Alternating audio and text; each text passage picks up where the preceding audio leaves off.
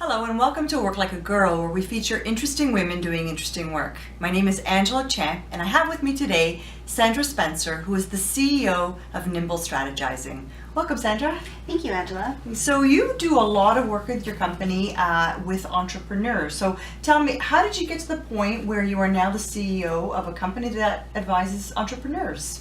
Yes, so it's been an interesting journey. I actually started out in dental assisting, where I thought in high school I was going to do the traditional route of be a dentist. It seemed like, one of the 10 options that you had at that point. That's true. So I was like, well, maybe dental assisting is a good option to get in and check out the industry without committing to all the schooling. So I did that for about 7 years, and in that time I really migrated to the front office and office management.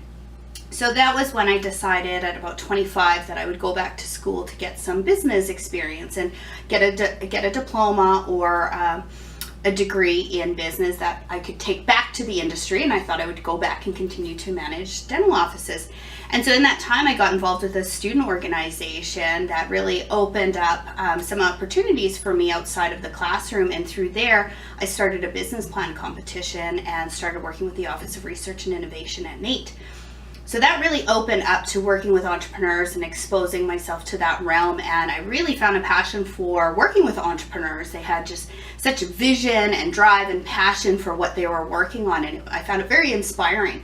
And so by starting this business plan competition, working with NAIT, I was able to put myself in front of those types of people and start to support them. And through that, I actually got a summer job with NAIT, and which turned into a permanent role. And I held a number of roles at NAIT, but the whole time I continued to work on this programming for entrepreneurs. And then eventually turned it into a full-time position for myself at NAIT, and where I moved to Alberta Women Entrepreneurs, so I could continue working with different types of entrepreneurs, and of course females. And I often worked with entrepreneurs that were at a later stage versus startups that I was doing at NAIT. And so with some of that experience, again, I just recognized that my passion and what really got me going was working with entrepreneurs. So why not become one and start a company that I can focus on working with a number of organizations that work with a number of different types of entrepreneurs. And so that's what I'm doing now with my company. That's really interesting. Do you find in your work, do more women tend to gravitate towards becoming entrepreneurs or more men? And if it's more men, why do you think more women aren't? It's definitely more men at a global scale. There's definitely organizations like Alberta Women Entrepreneurs that are really helping to encourage and promote more women to get into entrepreneurial positions and starting their own companies and growing their own companies. So Alberta has actually just reached equality, where there's actually an equal number of female entrepreneurs and male entrepreneurs in Alberta, and we're actually a leader in that. So that goes to show there's a shift. But it is very difficult, and often I think there's still a lot of those traditional roles that kind of hover over females. It's much harder typically for a woman to get away from the family. Entrepreneurship is not easy. It's very difficult, and that's something that we don't communicate very well, that it's not easy to do. It's a 24/7 job. And so for women with families, it becomes a very difficult decision, and there's a lot of guilt associated with that. And it's just the nature of being very emotional and nurturing as females in general. And I think some of those stigmas, and we need to move away from that and encourage that, because there's men that are fully capable of staying at home as well. So it really should depend on the relationship and the decisions, not because of what society's dictating. So in your role, you work with and support and advise entrepreneurs. What kind of skills or traits does it take to be not necessarily the entrepreneur, but the person that's advising the entrepreneur? For sure. I think it's recognizing how to pull the strengths out of the entrepreneurs that we're working with.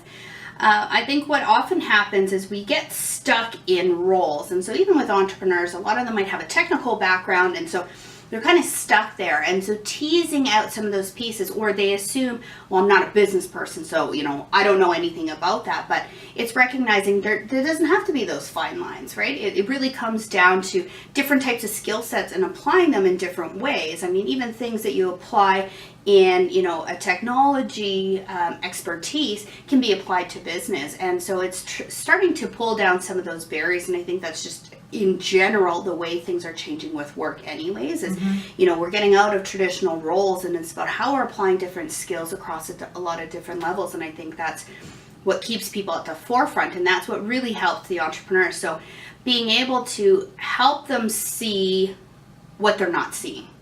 And show that they can do it.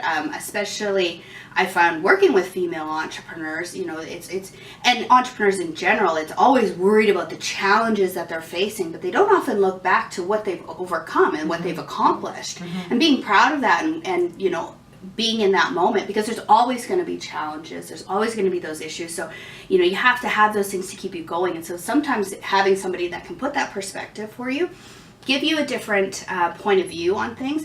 And for me, what really kind of keeps me going in this space is those aha moments where you're talking with somebody and they're like, I didn't think about that before, and now I know, and I'm gonna run off, and you see this spark of inspiration in them.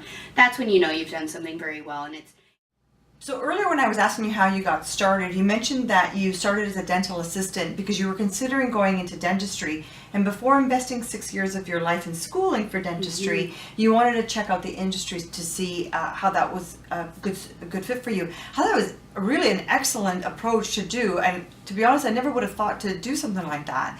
What other advice would you have for somebody who's interested perhaps in trying entrepreneurship? What can they test out to see if that might be the right career path for them? For sure. So, I mean, there's certainly looking within your school. Hopefully there's some sort of entrepreneurial programming or something that you can access. There are interesting organizations such as Junior Achievement that does really engage through junior high and sometimes up into high school of giving you those entrepreneurial experiences. As for looking at entrepreneurship, in some ways, just go out and do it. And I think a lot of times you don't even realize it. I mean, your lemonade stands, you're entrepreneurial, and I don't think we give enough credit for some of it. And the thing is, not everyone is entrepreneurial, so don't feel obligated to go out and do it. But if you feel there's something that's kind of been holding you back, or you're ready to just take charge, go and do it. That's the best thing you can do, is just get out.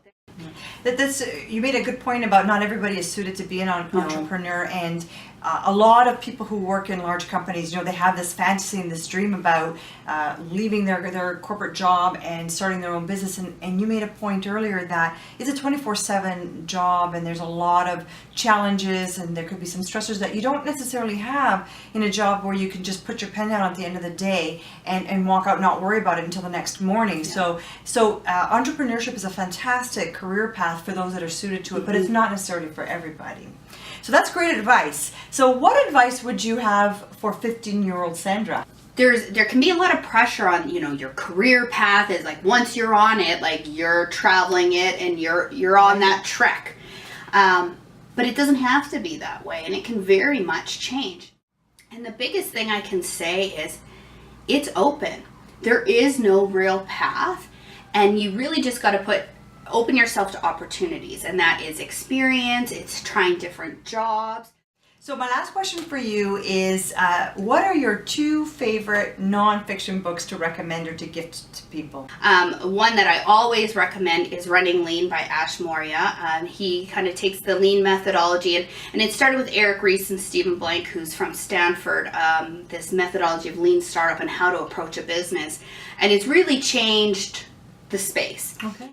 And then relative to that is Scrum by Jeffrey Sutherland, and same kind of thing, but it takes it into an organization as well. So it's really focused on that entrepreneurial thinking that I was talking about, on how to address a problem and how to come together as a team. So this has been Work Like a Girl, and we'll see you next time.